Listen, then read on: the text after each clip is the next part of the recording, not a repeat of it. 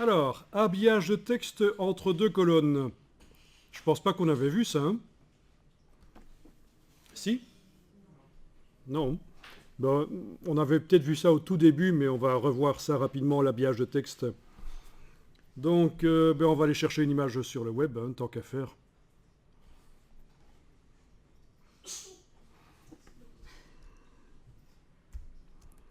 Euh, Tapez ce que vous voulez.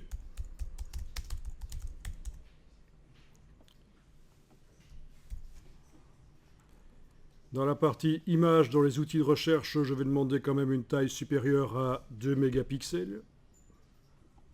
Mais n'importe quoi comme image fera l'affaire.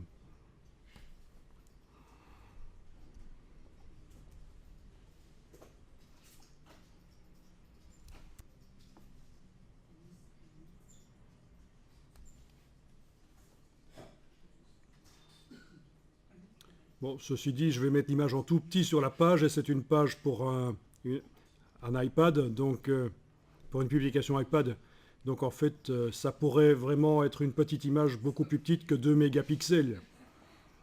Alors l'image, je l'enregistre pour quand même avoir un peu d'ordre, vu que je vous ai fait tout à l'heure un dossier d'assemblage qui contient tout. Il contenait le fichier en version INDD 2015, en version IDML compatible 2014 et précédent, en version PDF, et les fontes et les liens. Donc je vais mettre dans le dossier links.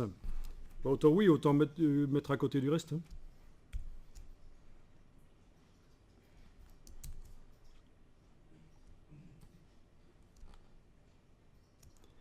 Et donc, entre deux colonnes de texte, je vais aller insérer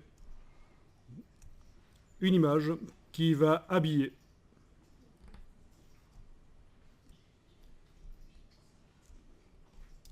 Alors, il faut que je sois en affichage normal pour voir ce qui se passe sur le plan de travail.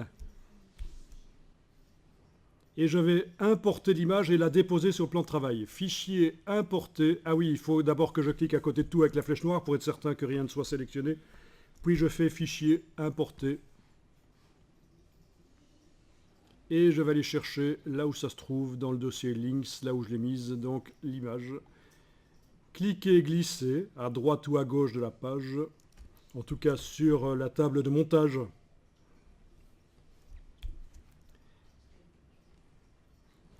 Je suis sur la page 6, parce que j'ai du texte là, mais si vous n'en avez pas sur la page 6, faites ça sur une autre page où il y a deux colonnes de texte. Pas celle-là, parce qu'il n'y a qu'une seule colonne, mais une page où il y a deux colonnes. Tiens, tiens. Ah, j'ai une colonne vide là.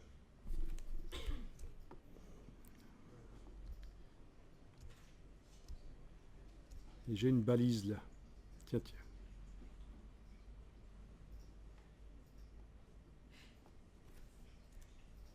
Voilà.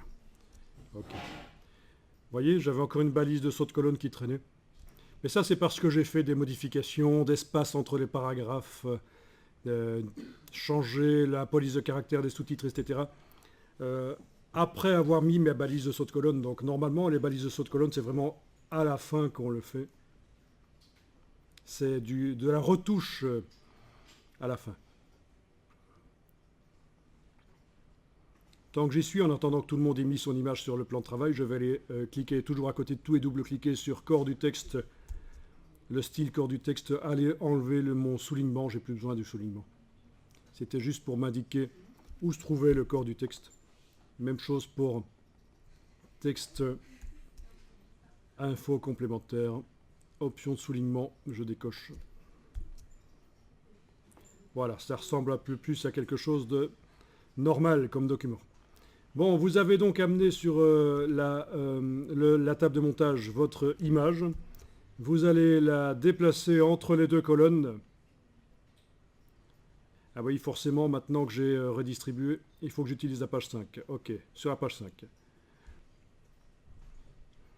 Voilà. Et il faut que l'image repousse le texte.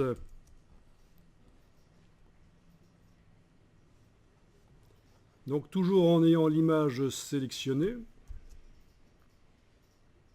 Ah misère.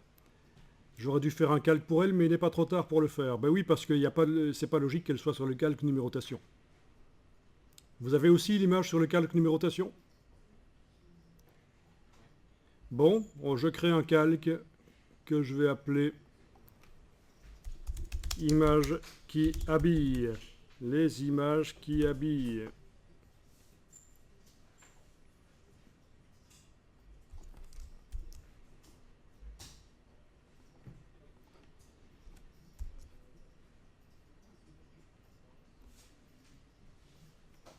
Et je déplace l'image actuellement sélectionnée du calque numérotation vers le calque image qui habille. Voilà.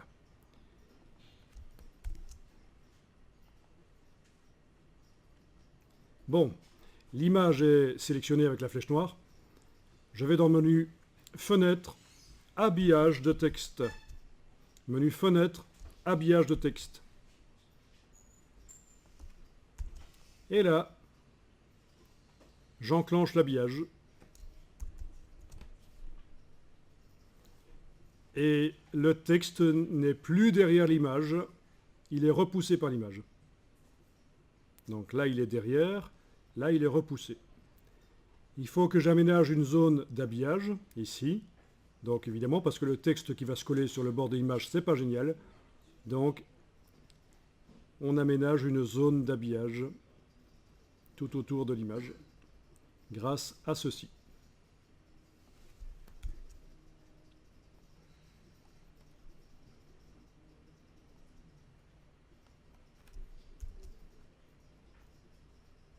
On prend l'outil de transformation manuelle avec la poignée du coin, touche Alt et majuscule, je redimensionne. Parce qu'en fait, il faut qu'il y ait encore de l'espace. Il faut qu'il y ait encore de l'espace pour que le texte se mette. Hein. Si la colonne devient trop étroite, ça devient vraiment foireux au niveau du texte. Donc, quand vous faites de l'habillage comme ça, il faut quand même qu'il reste de l'espace. Donc ça, c'est outil de transformation manuelle pour redimensionner l'image, avec une poignée du coin et majuscule Alt pendant que je redimensionne. Comme ça, les proportions sont gardées et en plus, ça se redimensionne par le centre. Voilà. Donc je peux encore aller modifier l'habillage.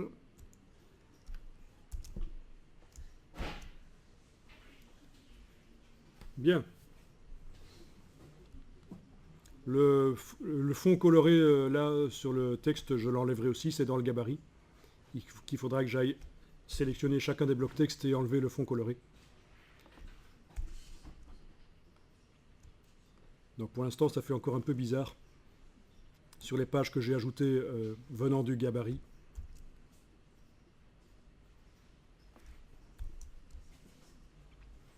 Mais ça va disparaître après ces fonds colorés. Ok, ça a fonctionné. Pas de problème. Bon. Ben ça, c'est pas mal. Alors, je vais essayer avec toujours la même image. Hein, faisons simple.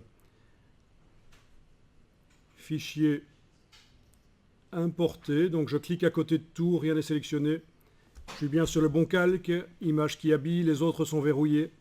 Donc forcément, là, ça va arriver sur le bon calque. Et je vais aller chercher une autre image pour faire un habillage cette fois-ci, pas sur entre deux colonnes.